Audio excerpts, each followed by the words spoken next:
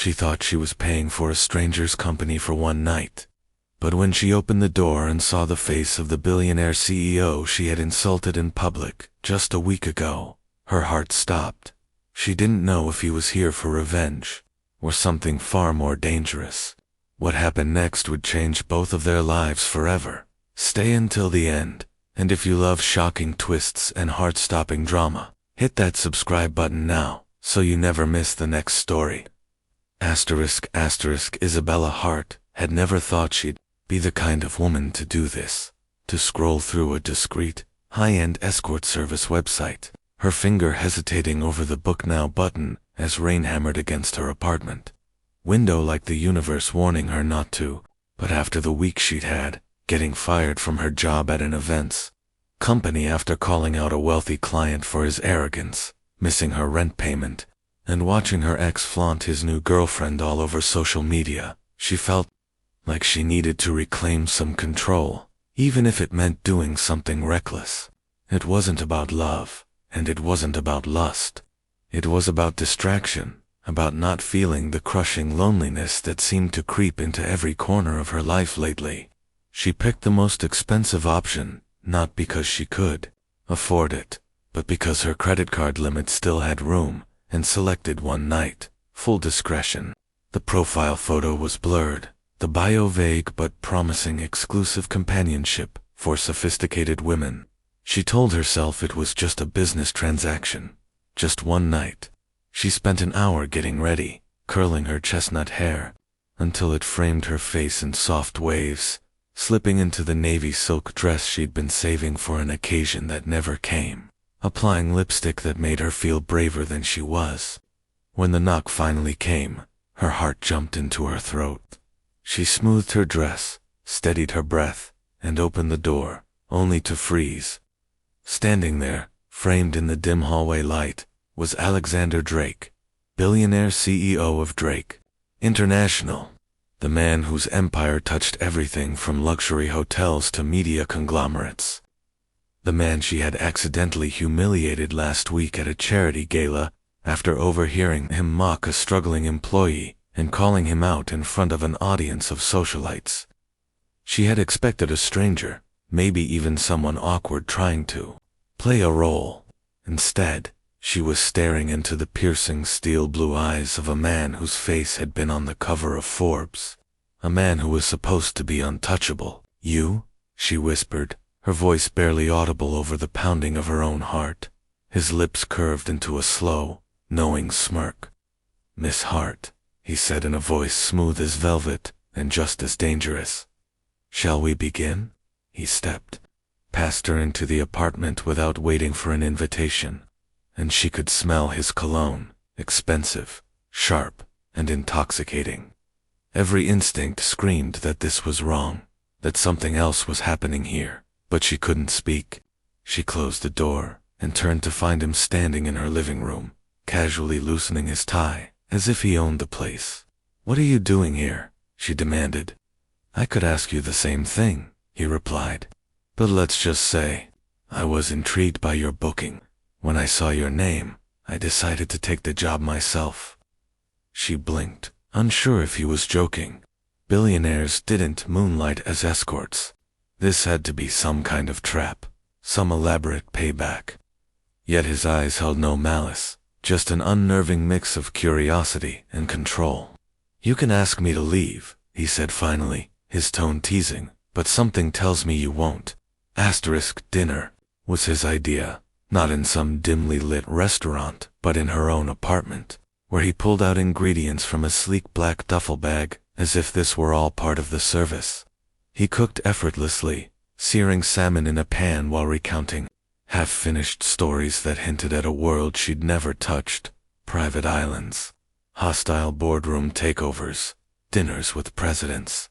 But every time she asked why he was really there, his answer danced just out of reach. "Maybe I'm bored," he'd say. Or, "Maybe I like to see what happens when people drop their guard." She tried to match him, sipping wine and leaning back in her chair like she wasn't secretly terrified. And yet, under that terror, something else flickered attraction, dangerous and electric.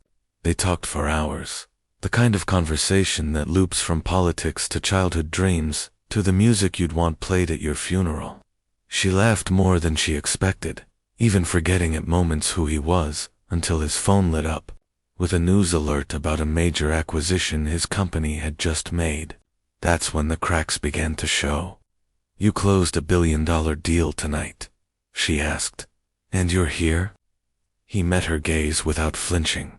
"I'm exactly where I want to be." There was a weight in those words she didn't understand yet. As the night deepened, the tone shifted. He began asking questions, pointed ones about her finances, her family, her ambitions. It was like being undressed layer by layer without him touching her. "Why did you book an escort, Isabella?" he asked finally, his voice low. She swallowed hard. "Because I wanted to feel wanted," she admitted. He didn't laugh or mock her. Instead, he leaned forward, his eyes locking onto hers, with an intensity that made her breath hitch. "You're worth more than you think," he said. The air between them felt charged, as if any movement would shatter something fragile. She expected him to kiss her, but instead he stood and held out his hand. "Dance with me." There was no music, just the soft hum of the refrigerator, but she let him pull her close. His hand rested at the small of her back, his other holding hers firmly. They moved slowly, deliberately, and she became acutely aware of his heartbeat against her chest. For a moment, she let herself believe this was real. But then, just before midnight, he whispered something that turned her blood cold. To tomorrow morning, your life will be very different, The sun had barely risen when she woke to the smell of coffee and the sight of him still in her kitchen, scrolling through his phone. "Morning," he said casually, as if they'd been doing this for years. She sat up, the events of the night before, replaying in her mind like a fever dream. "What did you mean last night?" she asked. He set down his phone and walked over, handing her a steaming mug. "I meant that you've been on my radar for longer than you think." Her stomach tightened. "Why?" His eyes softened in a way that almost unnerved her more than his smirk. "Because you're the only person who's ever spoken to me like I was human. At that gala, when you called me out, you weren't afraid. Everyone else in my world is." She didn't know what to say, so he continued. "I wanted to see who you really were. So when I saw your booking, I took it. I wanted one night to decide if I was right about you." "And?" she asked, her voice barely above a whisper. He smiled faintly. "You're more than right. Which is why I've already made some calls this morning." She frowned. "Calls?" He handed her an envelope. Inside was a contract, a job offer at one of his companies, with a salary that made her eyes widen. "You can take it or leave it," he said. "But I'd prefer if you took it. And dinner with me tonight." It felt surreal, like a fairy tale rewritten in modern ink. She should have been suspicious, maybe even afraid, but instead, she felt a strange sense of possibility. Still, she couldn't help but ask, "Why me? You could have anyone." His answer was simple. "Because you weren't for sale. Last night, you were lonely, not desperate, and I think you're worth betting on." She stared at him, wondering if she'd stepped into a trap or been handed a golden key. Maybe both. "So," he said, leaning in close, "is it a yes?" Her heart pounded. She didn't know what tomorrow would bring, but she knew she wasn't ready to walk away. "Yes," she breathed. And just like that, the man she thought she'd hired for one night became the start of a story she could never have imagined.